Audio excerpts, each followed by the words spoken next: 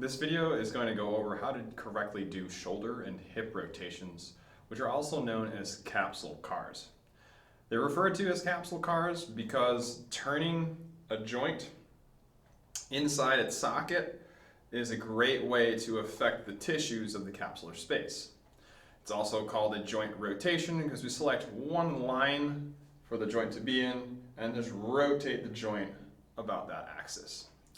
So rotations or capsule CARs can be performed from a variety of joint positions and base positions. A base position is the organization of your body. So right now I'm in a standing base position. I could be kneeling, I could be on the ground. So you can choose any base position you like, and then your next step is to choose a joint position. So let's look at simple variations for your shoulder.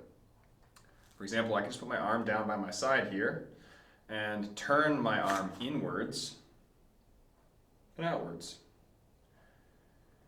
The goal of the rotation is to express the maximum amount of pain-free range at that joint for internal and external rotation. So on a shoulder, as the bicep turns inwards, this is internal rotation. I'm going to find the limit where I can't go any farther, and I'm going to try to apply more effort against that end range.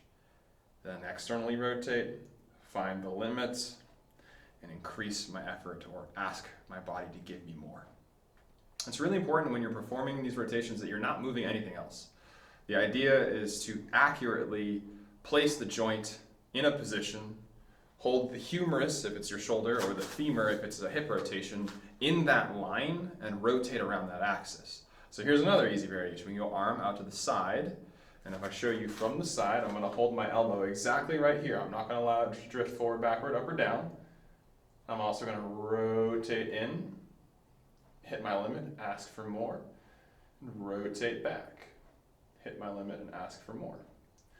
On the shoulder, it's very easy to inadvertently move your shoulder blade. So here, as I'm internally rotating, my shoulder blade stays in position.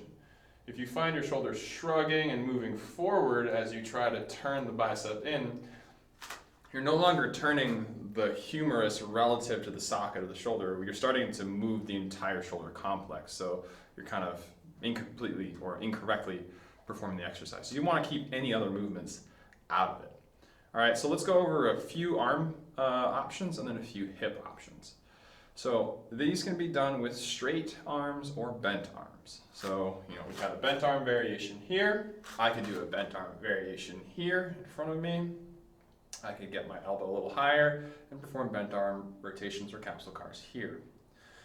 Straight arm, you can pick any line. I would suggest picking lines where you have trouble. So if you're doing a shoulder CAR and you're like, every time I get out here, I'm not really sure what's going on. Maybe the rep gets jerky or you start moving the rest of your body. That's a great spot to practice accuracy. You put your arm in that line and do your capsule CARs from there. So for example, I'll take a knee so you can see a little bit better. I'm going to bring my arm up and around to my desired position. I'm going to freeze this line and just spin my bicep back, spin my bicep in and forwards. Notice how my shoulder blade, my collarbone's not moving. I'm just turning my arm inside its socket. And if you practice enough different spots, you'll notice that different arm positions or leg positions provide you with more or less rotation depending on where you're at. And it's okay if it doesn't rotate as far in a certain shape. You just want to make sure you're expressing the maximum amount you have available to you in that position. One last good one for the shoulder would be extension. So reaching your arm behind you, holding the position, and turning your arm in the socket here. All right, let's go over some hip options. You probably want to have something to hang on to for balance. This could be a wall, chair, couch, stick, whatever you got around. Here's a great start position from hip flexion. Bring the knee up at the same height as the hip.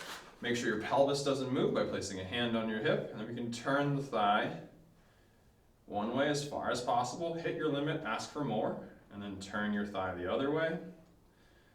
Hit your limit and ask for more. Back and forth from there. You could bring that thigh outwards and freeze it here, and then rotate. I'll show you from this perspective how the kneecap doesn't move ideally. Stays right here. I'm just turning my thigh backwards, turning my thigh forwards. I could go straight leg out in front of me, lock the knee, turn the entire leg in and out.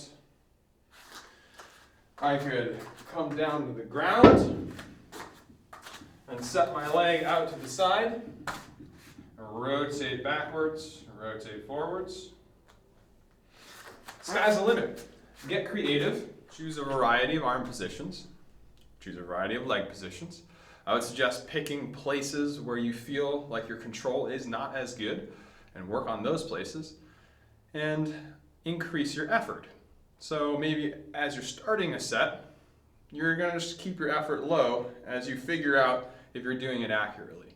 And then once you're pretty sure you're being accurate, then you can start increasing your effort against the end range. And that's really where our strength benefits come from, is applying high efforts against the end range and over time learning to express more and more strength in those directions.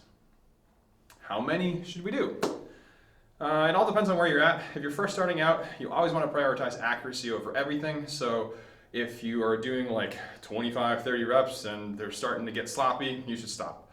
I usually go for between 5 and 15 repetitions in a set, depending on my intention for that set and what I'm trying to accomplish with it. And then finally, how often? This also is going to depend on where you're at in your movement journey, what kind of program you're working on, but I would suggest at least a few reps daily on joints that give you any trouble or need any extra TLC. Give them a shot. Leave me a comment below if you have any questions, and I'll catch you on the next one.